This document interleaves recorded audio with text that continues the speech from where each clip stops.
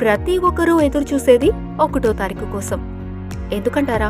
Salary పడేది ఆ 1వ తారీఖే కదండి. కానీ మనకి ఎన్ని టెన్షన్స్ ఉన్నా, డ్యూటీలో ఎంత మెంటలీ టెన్షన్స్ ఉన్నా 1వ తారీఖు రాగానే మన ఫేస్లో చిన్న స్మైల్ వస్తుంది. ఎందుకంటారా? బోలెడన్ని ఖర్చులుంటాయి. కరెంటు బిల్లు, రేషన్ బిల్లు, సరుకులు, పప్పులు, ఉప్పులు, బోల్డంత ఖర్చులుంటాయి. ఇక పిల్లల స్కూల్ ఫీజులు, ఇలా చాలా ఖర్చులుంటాయి. ఇక మధ్య తరగతి వాళ్ల గురించి ఆలోచించాలంటే చెప్పాల్సిన పర్లేదు.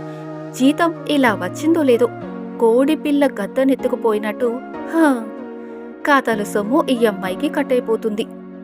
మళ్ళీ వచ్చే నెల జీతం గురించి ఎదురు చూస్తూ ఉండడం. కానీ చూసే ఫ్రెండ్స్ ఏమనుకుంటారు? రే మామ నీకేంట్రా అని అంటారు. కానీ గుడ్డు పెట్టే కోడికి తెలుస్తుందండి నొప్పేంటో.